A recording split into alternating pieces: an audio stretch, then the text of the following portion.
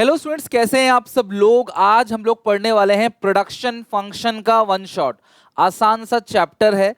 दो चीजें इसके अंदर बहुत इंपॉर्टेंट है जिनके बारे में डिस्कस करूंगा। कंप्लीट चैप्टर बहुत इजीली समझा दूंगा, हर किसी को बहुत अच्छे से समझ आ जाएगा। 20 मिनट्स बस अच्छे से देख लेना, कंप्लीट चैप्टर का यहाँ पे वन शॉट हो जाएगा। प्रोडक्शन फंक्शन, सबसे पहले हम समझते हैं प्रोडक्शन कहते किसको हैं। इनपुट्स को आउटपुट में कन्वर्ट करने का जो तरीका है, this is called production. Machine लिया, शुगर कैन लिया, आपने किसी बिल्डिंग में आप काम कर रहे हो, एक लेबर जो है शुगर कैन से शुगर बना रहा है। This whole process is called production. Production के लिए चार फैक्टर्स की जरूरत होती है। जमीन चाहिए क्लास, सबसे पहले तो लैंड। दूसरा चाहिए क्लास लेबर जो काम को करे। तीसरा चाहिए मशीनरी यानी कि कैपिटल। और चौथा है क्लास एंटरप्रेन्योरशिप, मतलब आपका एक ब्रेन, रिस्क टेकिंग कैपेसिटी। कोई ना कोई तो ओनर होगा ना जो सबको अरेंज करेगा। लैंड लेबर कैपिटल को अरेंज करने वाला बंदा कौन कहलाता है? एंटरप्रेन्योरशिप यानी कि मालिक, जिसको क्या मिलता है? नॉर्मल प्रॉफिट, बिकॉज वो रिस्क टेक करता है, राइट। सो प्रोडक्शन फंक्शन क्या होता है? It shows the functional relationship between physical input and output. ये हो गया आउटपुट, ये हो गया क्लास आपका लेबर, ये हो गया कैपिटल। ये टोटल क्या बन गया क्लास? Production function. यानी कि जो रिलेशनशिप शो करता है, फंक्शनल रिलेशनशिप शो करता है इनपुट्स के और आउटपुट के बीच में, उस फंक्शन को क्या बोलते हैं? उस रिलेशनशिप को क्या बोलते हैं? Production function. तो प्रोडक्शन समझ आ गया। इनपुट्स को आउटपुट में कन्वर्ट करने का तरीका प्रोडक्शन। इनपुट आउटपुट में जो फंक्शनल रिलेशनशिप शो करे उसको बोलते हैं प्रोडक्शन फंक्शन। और there are 4 factors of production. Production के 4 फैक्टर्स होते हैं: लैंड, लेबर, कैपिटल और एंटरप्रेन्योरशिप। ठीक है। Two type of production function. Production function दो टाइप का होता है, शॉर्ट रन प्रोडक्शन फंक्शन और लॉन्ग रन प्रोडक्शन फंक्शन। ध्यान से समझना, शॉर्ट रन प्रोडक्शन फंक्शन वो प्रोडक्शन फंक्शन है जहां पे, मतलब शॉर्ट रन वो पीरियड है जहां पे कुछ फैक्टर्स फिक्स्ड होते हैं और कुछ फैक्टर्स क्या होते हैं? Variable. Short run production function के अंदर कुछ फैक्टर्स फिक्स्ड होते हैं और कुछ फैक्टर्स वेरिएबल होते हैं। और लॉन्ग रन प्रोडक्शन फंक्शन के अंदर क्या होता है? सारे के सारे फैक्टर्स वेरिएबल होते हैं, यानी कि चेंजेबल होते हैं, जो बदल सकते हैं। ओके। तो जो शॉर्ट रन प्रोडक्शन फंक्शन है, इसके अंदर कुछ फैक्टर आपके फिक्स्ड होंगे और कुछ फैक्टर्स आपके वेरिएबल होंगे। और लॉन्ग रन प्रोडक्शन फंक्शन में सारे के ही सारे फैक्टर्स वेरिएबल होंगे। अब मैं दो चीजों पे यहां फोकस करूंगा। सबसे पहला, फिक्स फैक्टर किसको बोलते हैं और वेरिएबल फैक्टर किसको बोलते हैं। जब तक हम ये नहीं समझेंगे ना, हमें ये समझ नहीं आएगा। एक्चुअली क्या है? फिक्स फैक्टर्स वो फैक्टर्स होते हैं जिनको बदला जा सकता है शॉर्ट रन में।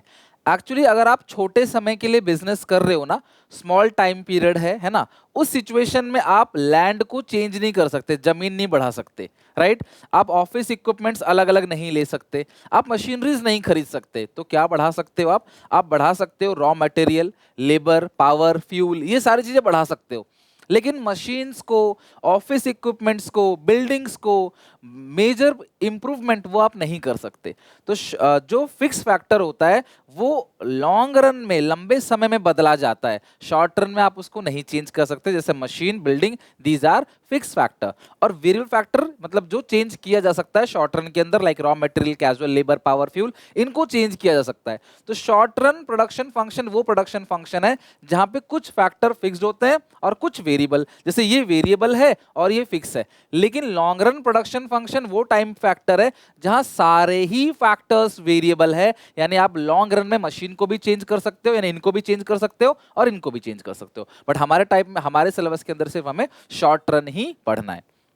अब क्योंकि हम प्रोडक्शन पढ़ रहे हैं तो इसके अंदर 3 अलग अलग टर्म्स है जो यूज होंगे: TP total product, MP marginal product, AP average product. इसे एपीपी भी बोल दिया जाता है, एवरेज फिजिकल प्रोडक्ट, राइट।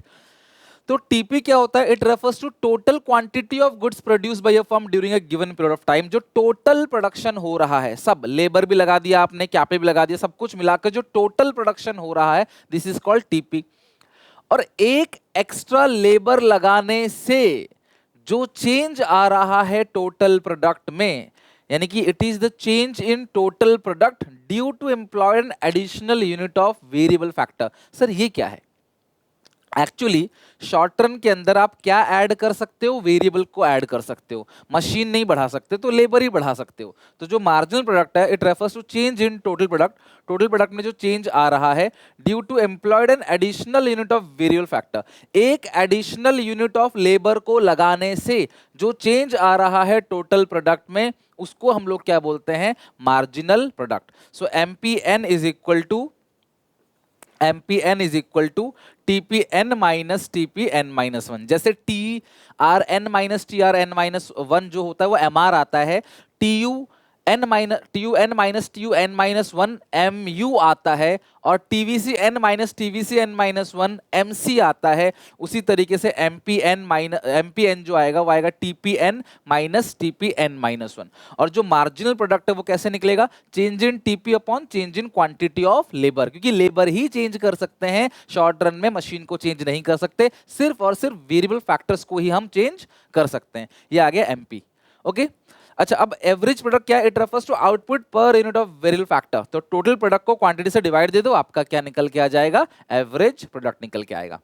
तो TP MP AP I hope clear है। नाउ चलते हैं क्लास, थोड़ा सा एक कैलकुलेशन छोटा सा देख लेते हैं। क्वांटिटी ऑफ लेबर है AP है, AP को यूनिट से मल्टीप्लाई करोगे तो क्या आएगा, TP आएगा। एक्चुअली ना यहाँ पे लैंड भी हुआ रहा होगा, लैंड की यूनिट भी होगी, लैंड 1 एकड़ 1 एकड़ 1 एकड़ 1 एकड़ 1 एकड़। लैंड आप चेंज नहीं कर सकते, जो चेंज कर सकते हो वो सिर्फ और सिर्फ लेबर ही आप चेंज कर सकते हो। शॉर्ट रन में इतना आपके पास नहीं होता, कैपेसिटी नहीं होती कि आप मशीन को चेंज कर दो। शॉर्ट रन में सिर्फ आप लेबर को चेंज कर सकते हो, वेरिएबल फैक्टर को चेंज कर सकते हो। तो एवरेज को क्वांटिटी से मल्टीप्लाई करोगे, मतलब TP अपॉन क्वांटिटी क्या आता है, AP, and AP into quantity क्या आता है, TP, राइट। सो 1 इंटू 16 ये आ गया क्लास 16, 2 इंटू 20 कितना आ गया क्लास 40, ये तो नहीं कर सकते आप, 4 इंटू 18 तो ये क्लास आपका 72, और 14 इंटू 6 तो ये कितना क्लास आएगा 114 इंटू 6 करो कितना आएगा। अब जो TP निकल के आएगा यहाँ पे ये आएगा 84। अब यहाँ TP आ गया, अब MP और TP का रिलेशनशिप है, जैसे MU और TU का था, MR और TR का था, TVC और MC का था, उसी तरीके से क्लास अगर आप देखोगे तो आपको रिलेशनशिप दिखेगा MP और TP में। ये 16 है, ये भी 16 आएगा। 40 में से 16 घटाओगे 40 माइनस 16 तो ये कितना आएगा 24। अब MP को ऐड करोगे TP आएगा 16, 16 प्लस 24 40, 40 प्लस 20 60। अब 72 में से 60 घटाओगे तो कितना 12 आएगा, और 72 प्लस 8 कितना आएगा 80। तो MP को जोड़ते चले जाओ TP, मार्जिन को ऐड करते चले जाओ टोटल, टोटल को माइनस करते चले जाओ मार्जिन। ये तो सभी चैप्टर में कॉमन है। अब एवरेज कैसे निकलेगा, टोटल को डिवाइड दो आप, 60 को 3 से डिवाइड दो तो ये 20 आ गया, 80 को 5 से डिवाइड दो तो कितना आ गया 16 आ गया। तो ये टेबल भी फिल हो गया, आपको स्केड्यूल का पता भी चल गया, TP MP AP का पूरा स्केड्यूल यहाँ पे क्लियर हो गया। आई होप आपको क्लियर हो गया ये चीज, ये समझ आ गया। नेक्स्ट यही है वो वेरी वेरी वेरी इंपॉर्टेंट, मतलब बहुत ज़्यादा इंपॉर्टेंट है ये, मतलब 100% मैं कह सकता हूँ कि ये एग्जामिनेशन में देखने को मिलेगा, है 100% आएगा ही आएगा। वो है लॉ ऑफ वेरिएबल प्रोपोर्शन, ये law of returns two factor, और ये जो लॉ है वो हम किसके अंदर पढ़ते हैं, शॉर्ट रन के अंदर। और क्या है law, as we increase the amount of variable factor, क्योंकि वेरिएबल को ही इंक्रीज कर सकते हैं शॉर्ट रन में, इतना टाइम नहीं होता कि फिक्स को भी इंक्रीज कर दे, बिल्डिंग मशीन को भी इंक्रीज कर दे, नहीं, फिक्स असेट को इंक्रीज नहीं कर सकते, सिर्फ करंट असेट को इंक्रीज कर सकते हैं, ऐसा समझ के चलो। लेबर को इंक्रीज कर सकते हैं, मशीन को नहीं। As we increase the amount of variable factor keeping constant the amount of fix factor, fix factor constant रखना कि शॉर्ट रन में आप फिक्स फैक्टर चेंज नहीं कर सकते, वेरिएबल फैक्टर को ही चेंज कर सकते हो।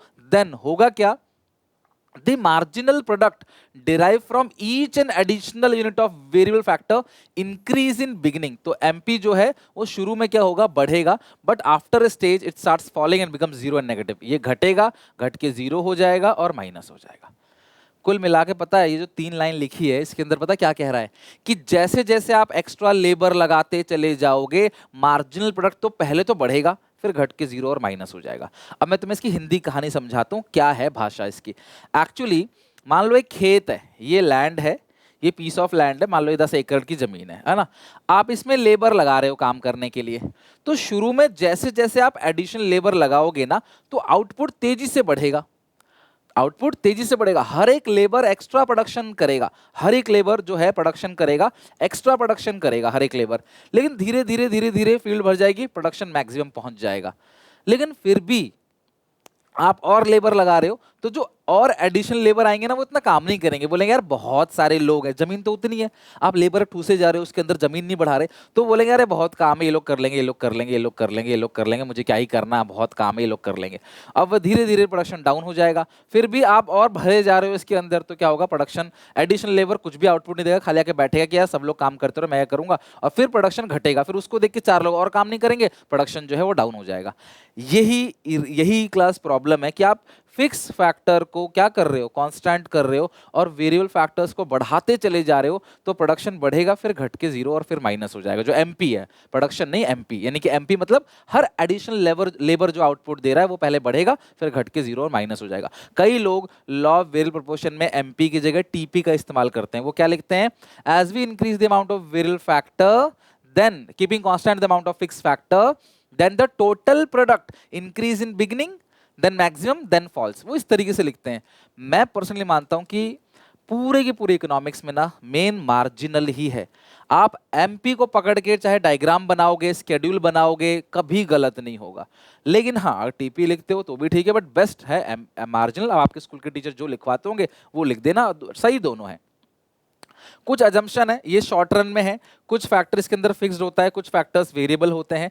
वेरिएबल जो फैक्टर्स है वो एक जैसे होंगे, होमोजीनियस होंगे, जो लेबर लगा रहे हो ना एक जैसे लेबर होंगे, कोई हाई क्वालिफाइड नहीं होगा। और टेक्नोलॉजी जो है वो क्या होगा, कांस्टेंट होगा। जब भी कोई लॉ आता है, लॉ लिखना है, अजम्पशन लिखना है, उसके बाद स्केड्यूल, फिर आपको लिखना है डायग्राम। एक बात और बताता हूँ, मैं आपको इसका रियल एग्जांपल देता हूँ। कभी ऐसा कुछ हुआ है स्कूल में, कोई फंक्शन है, कोई काम है जिसके लिए क्लास में से 4-5 बच्चों को बुलाया गया है काम करने के लिए? ऐसा कभी ना कभी हुआ होगा, स्कूल में आपको बुलाया होगा, भाई ये वाला काम करना है, दरी बिछानी है, डेस्क लगवाना है, या फिर कुछ मैनेजमेंट का काम करना है स्कूल के अंदर, है ना, वॉलंटियर्स के रूप में आपको चाहिए हेल्प करने के लिए।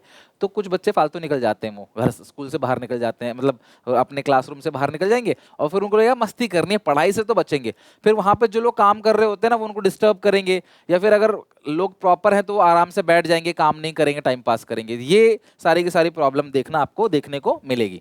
तो वही है, जिस काम को 4 लोग कर सकते हैं वो 6-7 लोग भेज दोगे ना, तो वो काम होने की जगह और बिगड़ेगा, और बिगड़े, बोलेगा ये कर लेगा वो कर लेगा, अरे बहुत लोग हैं, ये कर लेगा वो कर लेगा, करेगा कोई नहीं फिर। तो इसीलिए कि अगर आप फिक्स फैक्टर को सेम रखते हो और वेरिएबल फैक्टर को बढ़ाते चले जाते हो, तो क्लास शुरू में तो प्रोडक्शन तेजी से बढ़ेगा, फिर धीरे धीरे बढ़ेगा, फिर घटना स्टार्ट हो जाएगा। यही कहता है लॉ ऑफ वेरिएबल प्रोपोर्शन या law of returns to a factor. अब इसका स्केड्यूल समझना ध्यान से। टीपी एमपी एपी डायग्राम में ये क्लास आपका आ गया क्वांटिटी ऑफ लेबर। ये क्वांटिटी ऑफ लेबर है, बिकॉज लेबर ही बढ़ेगा, फिक्स कॉस्ट नहीं बढ़ेगा, सॉरी फिक्स फैक्टर नहीं बढ़ेगा। अब टीपी जो बनाओगे ऐसे, और एमपी इस तरीके से बनेगा, घट के जीरो, और एपी जो है टच होके एमपी। तो जैसा अगर आप देखोगे ना, बिल्कुल ऐसा डायग्राम मैं तुम्हें बना के बहुत अच्छे से समझाता हूँ, फिर मैं स्केड्यूल पे आऊंगा, ठीक है। एक बार डायग्राम बना के देखते हैं क्या है इसके अंदर, ध्यान से समझना, बहुत इंपॉर्टेंट है, बिकॉज ये आता ही है पेपर में, तो इस पर कोई लापरवाही नहीं करेंगे, ठीक है। देखो ये हो गया क्लास आपका टीपी। तो अगर आप ये देखोगे ना, तो ये यहां तक तेजी से बढ़ रहा है ना, यहां तक तेजी से बढ़ रहा है बिल्कुल ऊपर, फिर ये धीरे धीरे धीरे धीरे धीरे धीरे बढ़ रहा है, फिर ये हो गया मैक्सिमम पॉइंट पे, और फिर यहां से ये क्लास घटना चालू हो गया, यहां से घटना चालू हो गया। अब आप जहां पे टीपी मैक्सिमम है, कॉरस्पॉन्डिंग में यहां टच करना, एमपी शुरू में बढ़ेगा, शुरू में बढ़ेगा, और यहां से घटना चालू हो जाएगा एमपी। और जो एपी है वो एमपी का भाई है, वो भी पहले बढ़ेगा फिर घटेगा। तो ये आपका आ गया जीरो, ये क्वांटिटी ऑफ लेबर, ये एक्स, यहाँ आ गया टीपी एमपी एपी, ये हो गया आपका वाई। तो ये ही है तीनों का diagram, TP MP AP, proper तरीके से डायग्राम बन गया। अब यहाँ पे 3 अलग अलग स्टेज है। स्टेज का बंटवारा कहाँ करोगे, एमपी को पकड़ के। मैंने कहा था हर जगह मार्जिनल इंपॉर्टेंट है। एमपी जहां मैक्सिमम है, पॉइंट ऑफ इनफ्लेक्स क्लास इनफ्लेक्सिबल कहते हैं, ठीक है, इनफ्लेक्सिटी कहते हैं, सॉरी इनफ्लेक्सिबल नहीं, इनफ्लेक्सिटी। तो जहां पे एमपी तेजी से बढ़ रहा है ना, ये आ गया स्टेज 1, यहां से यहां तक हो गया स्टेज 1। फिर जहां पे एमपी 0 है, यहां से यहां तक हो गया स्टेज 2, और इसके बाद का सारा हो गया स्टेज 3। तो ये जो पूरा का पूरा लॉ ऑफ वेरिएबल प्रोपोर्शन है, 3 अलग अलग स्टेज में है, जिसकी हम आगे चल के बात करेंगे। बट अगर लॉ आता है लिखने के लिए तो स्टेज वेज कुछ लिखना नहीं है, ये डायग्राम बना देना है, और ये स्केड्यूल है। मैं चेक करवाता हूँ स्केड्यूल में। मैंने तुमसे क्या कहा था, एमपी जो मार्जिनल प्रोडक्ट है वो पहले बढ़ेगा, फिर वो घटना स्टार्ट होगा। तो देखो एमपी को बढ़ाया 10, 20, फिर घटना स्टार्ट हो गया 15, 7, फिर 0 हो गया, फिर माइनस हो गया। आप कोई भी नंबर ले लेना, पहले बढ़ाना लाइक 4, 5, 6, फिर घटाना 5, 4, 0, -1। पहले बढ़ाना फिर घटाना, इंक्रीजिंग ऑर्डर फिर डिमिनिशिंग ऑर्डर। अब एमपी को ऐड करो, आपका टीपी आ जाएगा 10, 10 + 20 30, 30 + 15 45, 45 + 7 52, 52 + 0 52, 52 - 4 48। और टीपी को क्वांटिटी से डिवाइड दो, किससे? फिक्स फैक्टर से नहीं, वेरिएबल से, बिकॉज देखो फिक्स फैक्टर कांस्टेंट है, वो चेंज नहीं हो रहा। सारा कैलकुलेशन, सारा डिवाइड, सारा मल्टीप्लाई वेरिएबल फैक्टर से होगा, लेबर से होगा। तो 10 को 1 से डिवाइड दो, 10, 30 को 2 से, 15, 45 को 3 से, 15, 52 को 4 से, 13, 52 को 5 से, 10.4, 48 को 6 से, 8। तो ये आ गया आपका एवरेज प्रोडक्ट, ये आ गया आपका टोटल प्रोडक्ट, ये आ गया आपका मार्जिनल प्रोडक्ट। आई होप आपको यहां तक समझ आ गया। तो अब देखो, जहां पे टीपी मैक्सिमम है वहां पे एमपी 0 है, जहां पे टीपी मैक्सिमम है वहां पे एमपी 0 है, ठीक है। तो जहां पे टीपी मैक्सिमम है वहां पे एमपी क्या दिखा क्लास? आपको 0 दिखा। तो रूल, जैसे ही टीपी घटना चालू हुआ 52 से 48 पहली बार, एमपी गोज नेगेटिव। जैसे ही टीपी घटना चालू हुआ, एमपी जो है वो माइनस में चला गया। तो ये पूरा का पूरा आपको ध्यान रखना है। स्केड्यूल आई नो थोड़ा सा बनाना टफ होगा, लेकिन मैंने आपको जो ट्रिक बताई ना उससे आसानी से बन जाएगा। आपको जो मार्जिनल प्रोडक्ट है ना वो पहले बढ़ाना है, लाइक 4, 5, 7, फिर घटाना है 3, 2, 0, -1। एमपी को जोड़ो, टीपी निकालो, टीपी को क्वांटिटी से डिवाइड दो, एपी निकालो, दैट्स इट, सिंपल। न्यूमेरिकल हो चाहे थ्योरी हो, डेरिवेशन हो, आराम से कर लोगे। तो ये हो गया आपका ये पूरा का पूरा रिलेशन। अच्छा, अब है रिलेशनशिप बिटवीन टीपी और एमपी। तो कभी भी रिलेशनशिप अगर मांगता है ना तो डायग्राम बनाना पड़ेगा आपको, टीपी और फिर यहाँ पे एमपी, एक्स ओ वाई, यहाँ टीपी एमपी और ये क्वांटिटी ऑफ लेबर। तो रिलेशनशिप में पहला, as TP increases MP is positive. Full form लिखना पेपर में। जैसे जैसे टीपी बढ़ रहा है, देखो यहां तक बढ़ रहा है, तो एमपी बढ़ के घट रहा है लेकिन है पॉजिटिव, एक्सिस के ऊपर ही है। और as TP reach its maximum point MP is 0। जब टीपी मैक्सिमम होगा उस टाइम पे जो एमपी है वो क्या होगा? 0 होगा। जब टीपी मैक्सिमम होगा एमपी 0 होगा। जब टीपी घटेगा, as TP falls MP goes negative. जैसे ही टीपी घटना चालू होगा एमपी क्या हो जाएगा? माइनस में। Increase positive, maximum 0, TP falls MP goes negative, that's it. Okay, relationship between AP और एमपी। अब एपी और एमपी का रिलेशनशिप कैसे बनेगा देख लो। डायग्राम बहुत इंपॉर्टेंट होते हैं बेटा, माइक्रो में ध्यान रखना। एपी एमपी, तो ये हो गया एमपी, और ऐसे ही बढ़ के जैसे टच हुआ घटा दो, जैसे टच हुआ घटा दो, ये हो गया एपी। ठीक है, टच हुआ तुरंत घटा दो, ये हो गया एपी। तो अब इसका रिलेशनशिप क्या है? जब बढ़ रहे हैं तो दोनों बढ़ रहे हैं, है ना। जब class as MP increases AP also increases, but MP is greater than AP. As MP falls AP also falls, but AP is greater than MP. और ये जो बीच वाला पोर्शन है जहां पे यहाँ पे एमपी मैक्सिमम है, यहाँ एपी मैक्सिमम है। अब यहाँ पे देखोगे AP cuts MP when AP is maximum. AP अपने मैक्सिमम पॉइंट पे आने के बाद एमपी को कट करता है और फिर गिरने लग जाता है। तो ये 3 पॉइंट आपको लिखना है, डायग्राम बनाना है आपको। 3 से 4 नंबर, 3 नंबर का आता है जनरली, वो मिल जाएगा। यही बीच वाला पोर्शन ऐसा है, देखो एमपी और एपी दोनों भाई भाई होते हैं। मैंने आपसे कहा था एपी और एमपी दोनों भाई भाई होते हैं। बढ़ रहे हैं तो दोनों बढ़ रहे हैं, घट रहे हैं दोनों घट रहे हैं तो एपी बड़ा है, दोनों बढ़ रहे हैं तो एमपी बड़ा है। ये जो बीच वाला पोर्शन है वहां पे एक बढ़ रहा है और दूसरा क्या हो रहा है क्लास? घट रहा है, बस बीच वाले पोर्शन में। अदरवाइज इस केस में दोनों बढ़ रहा है तो एमपी बड़ा है, दोनों घट रहा है तो एपी बड़ा है। ट्रू फॉल्स में भी आ सकता है, घुमा फिरा के क्वेश्चन कैसे भी पूछे, डायग्राम समझा दिया आप कभी नहीं भूलोगे। रिलेशनशिप क्या है? As MP rises AP also rise. MP बढ़ रहा है, एपी भी बढ़ रहा है, बट बड़ा कौन है? MP is greater than AP. As MP fall, जैसे एमपी घट रहा है एपी भी घट रहा है, बट बड़ा कौन है? AP is greater than MP. और एपी काटता है एमपी को एट दिस मैक्सिमम पॉइंट, और यहाँ एपी एमपी बराबर है। एपी एमपी को काटेगा जब एपी मैक्सिमम रहेगा, और उस टाइम पे एपी एमपी दोनों भाई क्या होंगे? बराबर होंगे। तो ये दोनों भाई भाई हैं, दोनों सेम डायरेक्शन में चलते हैं, ये बात आप भूलना मत। दोनों बढ़ेंगे दोनों घटेंगे, हाँ एक बड़ा भाई होगा एक छोटा भाई होगा। नाउ अब ये लास्ट पॉइंट है, this is called phases of production function. ध्यान रखना, सॉरी, फेजेस ऑफ प्रोडक्शन। 3 अलग अलग फेजेस हैं। पहला, अब यहां पे मैंने जो डायग्राम बनाया है ना, ध्यान समझना। जब एमपी मैक्सिमम है, जब एमपी यहां मैक्सिमम है फिर यहाँ पे जब MP 0 है, आप दो कट ऐसे बनाओगे, तो ये जो फेज है इसको बोलते हैं स्टेज 1 या फेज 1, इसको बोलते हैं स्टेज 2, इसको बोलते हैं स्टेज 3। स्टेज 1 का जो नाम है, इसका नाम है स्टेज ऑफ इंक। ध्यान समझना, यहाँ से मतलब एक तो वो लॉ और दूसरा ये मोस्ट इंपॉर्टेंट है। ध्यान से अगले 5 से 6 मिनट सुन लो, पक्का यहाँ से क्वेश्चन बनेगा। वीडियो लाइक कर देना अगर समझ आ रहा हो तो, बहुत मजा आएगा। ध्यान सुनो, स्टेज 1 जो है इसका नाम है स्टेज ऑफ इंक्रीजिंग रिटर्न। ये जो स्टेज 1 है इसका नाम क्या है? Stage of increasing return. और स्टेज 2 जो है इसका नाम है stage of diminishing return. Stage 3 का नाम है stage of negative return. Stage of increasing return इसलिए है क्योंकि यहां प्रोडक्शन तेजी से बढ़ रहा है, तो रिटर्न इंक्रीजिंग रेट से मिल रहा है और एमपी भी बढ़ रहा है। स्टेज 1 का नाम है stage of increasing return. Here TP increases and MP also increases. तो टीपी जो इंक्रीज कर रहा है वो इंक्रीजिंग रेट से इंक्रीज कर रहा है। बेटा इंक्रीजिंग रेट पता है किसे बोलते हैं? 5 से बढ़कर 10, 10 से बढ़कर 20, 20 से बढ़कर 100, 100 से बढ़कर 350, 350 से बढ़कर 800। तो तेजी से बढ़ रहा है, हर गैप तेजी से बढ़ रहा है ना। This is called TP increases at an increasing rate and MP also increases. Stage 2 also, सबसे बड़ी गलती ट्रू फॉल्स में आपसे करवाएगा कि स्टेज 2 में TP घटता है। नहीं, स्टेज 2 में MP घटता है। Here also TP increases but diminishing rate. In stage 2 TP जो है इंक्रीज कर रहा है लेकिन डिमिनिशिंग रेट से, और MP क्या हो रहा है? यहाँ फॉल हो रहा है। And in stage 3 first time यहाँ पे टीपी फॉल हो रहा है और एमपी माइनस में चला जा रहा है, इसलिए इसको नेगेटिव रिटर्न बोलते हैं। तो stage 1 stage of increasing return, stage 2 stage of diminishing return, stage 3 stage of negative return. Stage 3 में रिटर्न माइनस में जा रहा है तो नेगेटिव रिटर्न है। लेकिन स्टेज 2 में टीपी नहीं घटता, एमपी घटता है। स्टेज 2 में भी टीपी इंक्रीज करता है, और कैसे इंक्रीज करता है? धीरे धीरे। आप देखो ना, स्टेज 2 ये है, यहां से यहां पे टीपी तो अभी भी इंक्रीज कर रहा है।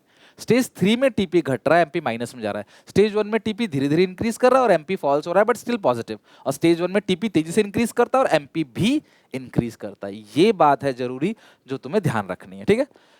अब स्टेज 1 क्या है? Stage of increasing return. Here TP increases eight increasing rate और एमपी ऑल्सो इंक्रीजेस, दोनों इंक्रीज करता है। और stage 2 stage of diminishing return. Here TP increase decreasing rate, TP अभी भी इंक्रीज कर रहा है लेकिन डिक्रीजिंग रेट से। डिक्रीजिंग रेट से बढ़ने का मतलब क्या है? पहले 5 था फिर 10 हो गया तो ये गैप कितना है? 5। फिर 10 से हो गया 14 तो ये गैप कितना है? 4। फिर 14 से हो गया 18 तो ये गैप कितना? सॉरी 14 से हो गया मान लो 17 तो गैप हो गया 3। 17 से हो गया 19 तो गैप हो गया 2। तो बीच का गैप जब घटता चला जाए तो ये बढ़ तो रहा है, धीरे धीरे बढ़ रहा है। This is called diminishing return. TP increases at decreasing rate and MP falls, but MP अभी भी पॉजिटिव है, माइनस में नहीं गया। स्टेज 3 जो होता है ना, स्टेज ऑफ नेगेटिव रिटर्न्स, यहाँ पे टीपी फॉल होता है लेकिन एमपी माइनस में चला जाता है, बट टीपी कभी माइनस में नहीं जाएगा। टोटल प्रोडक्ट जो है अभी भी पॉजिटिव रहेगा। अब आपके सिलेबस में है इनकी रीजन कि ऐसा क्यों होता है कि शुरू में प्रोडक्शन तेजी से बढ़ता है, फिर धीरे धीरे बढ़ता है, फिर घट जाता है। इस तीनों फेजेस के, there are 3 phases of production, 3 stages of production. What are the reason of these phases? तो सबसे पहला जो स्टेज है, स्टेज ऑफ इंक्रीजिंग रिटर्न, इसका रीजन क्या है? Better utilisation of fix factor. Stage 1 के अंदर लेबर भी नहीं है, मशीन भी नहीं है, अच्छे से काम करते हैं, प्रोडक्शन तेजी से बढ़ता है। मशीन नई नई मशीन पे लेबर काम कर रहे हैं, जमीन है तो धीरे धीरे लेबर आ रहे हैं, तो फिर प्रोडक्शन तेजी से बढ़ेगा। और increase in efficiency of well factor, machine variable factor जो लेबर है ना, वो भी शुरू में ना उत्साहित रहते हैं। जैसे साल शुरू होता है, सेशन शुरू होता है, तो आप कितना अच्छे से पढ़ाई करते हो उसमें, तो उसी तरीके से क्लास जब लेबर काम करना शुरू करता है तो उसकी एफिशिएंसी हाई रहती है, जिसकी वजह से शुरू में तेजी से प्रोडक्शन बढ़ता है। एक रीजन और है better coordination between the factors. Fix factor और वेरिएबल फैक्टर दोनों नए हैं, तो दोनों के बीच में जो कोऑर्डिनेशन है ना वो अच्छा रहता है। बुक भी नई है, शुरू में लगन भी अच्छी होती है तो अच्छे से पढ़ जाते हो शुरू के कुछ दिनों में, फिर बीच में ठंडे पड़ जाते हो। So long as fix factor remains under utilise, अभी फिक्स फैक्टर को पूरी तरीके से इस्तेमाल नहीं किया, अभी पोटेंशियल है जमीन के अंदर, मशीन के अंदर पोटेंशियल है, आप उसको जैसे से यूज करते चले जाओगे ना, आउटपुट तेजी से बढ़ेगा। Additional application of variable factor, जैसे से वेरिएबल फैक्टर को लगाओगे तो जो प्रोडक्शन है वो इंप्रूव होगा और दोनों के बीच में तालमेल बढ़ेगा और टीपी तेजी से इंक्रीज होगा और एमपी भी इंक्रीज होगा। लेकिन स्टेज ऑफ डिमिनिशिंग रिटर्न तक आते आते फिक्सिटी ऑफ फैक्टर बन जाता है। ये मेन रीजन है लॉ ऑफ डिमिनिशिंग रिटर्न का, यानी सेकंड स्टेज का। As more unit of variable factor are combined with the fixed factor, the latter get excessively utilized, it suffer greater wear and tear. Machine वही है, labour पे labour लगाए जा रहे हो तो मशीन ना वियर टियर होने लगेगी, मशीन घिसने लगेगी, अपनी परफॉर्मेंस पहले जैसी नहीं देगी, जिसकी वजह से हर एक लेबर को लगाने से आउटपुट जो है वो धीरे धीरे बढ़ेगा, बढ़ेगा जरूर पर उतनी तेजी से नहीं बढ़ेगा। पहला लेबर 5 का आउटपुट दे रहा था तो दूसरा यहाँ पे 3 का देगा, यानी कि जो हर एडिशनल लेबर का कॉन्ट्रीब्यूशन है वो कम होता चला जाएगा, एमपी यहाँ पे घटेगा। हाँ बट टोटल टीपी बढ़ेगा, फिजिकल जो टोटल प्रोडक्ट है वो बढ़ेगा। दूसरा इम्परफेक्ट फैक्टर सब्स्टिट्यूट। क्लास देखो लैंड का लेबर के साथ कोई सब्स्टिट्यूट नहीं है। आप ये नहीं कह सकते जमीन तो इतनी है मैं ज्यादा लेबर लगा के आउट प्रोडक्शन कर लूं, नहीं हो पाएगा भैया, आपको काम बढ़ाना पड़ेगा। मैं चाहता हूं ज्यादा वीडियोस रिकॉर्ड करूं तो मैं ही दिन रात खड़े होकर नहीं, मुझे दूसरे टीचर को हायर करना पड़ेगा, लेकिन दूसरे टीचर को हायर करके मैं यहाँ खड़ा कर दूंगा तो मैं कहाँ पढ़ाऊंगा फिर, तो मुझे अलग से कैमरा भी लेना पड़ेगा, अलग से पूरा इंस्टॉल करना पड़ेगा, यानी फिक्स फैक्टर की जरूरत बढ़ेगी। तो ऐसा नहीं कर सकते आपकी लेबर ना लगा, मशीन ना लगा के लेबर लगाए जा रहे हो। इम्परफेक्ट सब्स्टिट्यूट एक दूसरे की जगह पे इस्तेमाल नहीं होते ये। Factors of production are imperfect substitute of each other. More and more of labor cannot be continuously used in place of capital. तो भैया आपको कैपिटल की जगह पे सिर्फ लेबर नहीं लगा सकते, तो स्टेज 2 में इसीलिए एमपी फॉल हो जाता है। और दूसरा जो कोऑर्डिनेशन पहले अच्छा था, दोनों नए थे, वो कोऑर्डिनेशन कम होता चला जा रहा है, पुअर कोऑर्डिनेशन की वजह से भी आउटपुट पहले जैसा नहीं बढ़ रहा है, टीपी धीरे धीरे बढ़ रहा है और एमपी फॉल हो रहा है। स्टेज 3 लास्ट, यहाँ पे रिटर्न माइनस में मिल जाता है। क्यों? क्योंकि मशीन फट चुकी है, मशीन खराब हो चुकी है, घिस गई है मशीन भैया। तो अगर आप इससे मशीन से काम करोगे तो आउटपुट जो है वो घटेगा, घटेगा इन द सेंस कि प्रोडक्शन खराब हो जाएगा, काम करेंगे ही नहीं, काम हो ही नहीं पाएगा। Here fix factor are use in excess, बहुत ज्यादा यूज हो गया फिक्स फैक्टर, अब आपको रिप्लेस करना पड़ेगा, मशीन फिक्स फैक्टर को बढ़ाना पड़ेगा, अदरवाइज यहाँ पे आउटपुट घटेगा, टीपी एमपी दोनों घटेगा और एमपी गोज नेगेटिव। यहाँ पे थर्ड स्टेज के अंदर ना टीपी एमपी दोनों घट जाता है और फर्स्ट स्टेज के अंदर टीपी एमपी दोनों बढ़ता है। समझ रहे हो बात को? तो थर्ड स्टेज के अंदर फेज 3 के अंदर टीपीएमपी दोनों घटता है और एमपी माइनस में चला जाता है। दूसरा रीजन है decrease in efficiency of variable factor. Here variable factor भी बहुत ज्यादा इस्तेमाल हो गए। कितना, इतनी सी जमीन में कितने लेबर भरोगे? एक ही मशीन में, एक ही बस के अंदर आप भरते जा रहे हो सवारी, तो क्या होगा? बस अपनी परफॉर्मेंस कम कर देगा, एक्सीडेंट हो सकता है, बस खराब हो सकता है, डैमेज हो सकता है, एफिशिएंसी खराब हो सकती है बस की, पेट्रोल ज्यादा पिएगी या डीजल ज्यादा पिएगी, गैस ज्यादा पिएगी, जो भी है। तो यहाँ पे एफिशिएंसी जो लेबर की और फिक्स फैक्टर की दोनों की पूरी तरह से एग्जॉस्ट हो चुकी है। तो अब अगर आप लेबर को बढ़ाओगे तो आउटपुट बढ़ने की जगह घटेगा। So these 3 are the reason. और ये जो 3 अलग अलग फेजेस हैं, उनका मीनिंग, उनका डायग्राम, उनका रीजन अच्छे से, कॉजेस अच्छे से हमने समझ लिया, राइट। अब यहाँ पे लास्ट है the shape of TP according to MP. शुरू में टीपी तेजी से बढ़ता है तो एमपी भी बढ़ता है ना? शुरू में टीपी तेजी से बढ़ रहा है तो एमपी बढ़ रहा है। फिर टीपी जब कांस्टेंट होता है तो एमपी ऐसा हो जाता है, और जब टीपी क्लास घटने लग जाता है तो एमपी ऐसे गिरने लग जाता है। ये एमपी का होता है और ये टीपी का होता है। तो देखो शुरू में तेजी से जा रहा है तो एमपी जो है बढ़ रहा है, फिर ये क्लास कांस्टेंट हो गया मान लो, तो ये भी कांस्टेंट हो गया। इस तरह थोड़ी सी जगह तो से सीधा हुआ है ना, अगर मैं जूम करूंगा तो इतनी जगह पे ये स्ट्रेट लाइन है। फिर जैसे ही ये घटने लग गया, नीचे आ गया, तो ये कहाँ चला गया? देखो नीचे आ गया। ओके, तो ये जो शेप है, यानी कि अगर एमपी इंक्रीज करेगा तो टीपी ऐसे जाएगा, एमपी कांस्टेंट रहेगा तो टीपी, 2 जगह कांस्टेंट रहता है। अभी मैंने देखा था 12-12, 2 जगह कांस्टेंट था वो। और जैसे ये घटेगा तो ये कहाँ चला जाएगा क्लास? जैसे ये माइनस में जाएगा ये गिरना स्टार्ट हो जाएगा, मतलब जैसे ये ऐसे झुकाव नीचे आएगा तो इस तरीके से चला जाएगा। तो ये अलग अलग फेजेस हैं, ये तो हमने देख ही लिया, अलग से करने की जरूरत भी नहीं है। और ये हो गया हमारा पूरा का पूरा टॉपिक फिनिश, ठीक है। चलो, तो ये हमारा डन हो गया। अलग अलग हमने ये भी देख लिया कि जो शेप ऑफ टीपी है एमपी के अकॉर्डिंग होता है, या फिर टीपी के अकॉर्डिंग एमपी समझ लो, एमपी के अकॉर्डिंग टीपी देख लो, मर्जी आपकी है। तो ये जब कंटिन्यूअसली इस तरीके से अपवर्ड जाएगा ना, इंक्रीज करेगा तो ये तेजी से बढ़ेगा, जब ये डिक्रीज करेगा तो ये घटने लग जाएगा। एमपी होता क्या है? हर एडिशनल यूनिट का जो कंट्रीब्यूशन है वो एमपी है, वो कंट्रीब्यूशन घटेगा तो टोटल प्रोडक्ट घटना स्टार्ट हो जाएगा। और अगर एमपी कांस्टेंट है तो टीपी इस तरीके से रहेगा। ओके, यानी कि कॉन्स्टेंटली इंक्रीज कर रहा है, इसको बोलते हैं कॉन्स्टेंटली इंक्रीज कर रहा है, इंक्रीजेस कॉन्स्टेंट रेट से इंक्रीज कर रहा है। डन। चलो, तो फाइनली हमने प्रोडक्शन चैप्टर को भी खत्म कर दिया। अब आपकी रिस्पॉन्सिबिलिटी है इस चैप्टर को अच्छे से लर्न करके, डायग्राम जितने भी है ना, फिगर वगैरह सब बना के प्रैक्टिस करके आप आओगे, अगली क्लास में नया चैप्टर पढ़ेंगे, ठीक है। तो अच्छे से जो है पढ़ के आना। चैनल अच्छा लगे सब्सक्राइब कर लेना। 11-12 CUET की पूरी प्रिपरेशन कराऊंगा आपकी मैं यूट्यूब पे ही। तो till then take care, bye bye, मिलते हैं नेक्स्ट वीडियो में।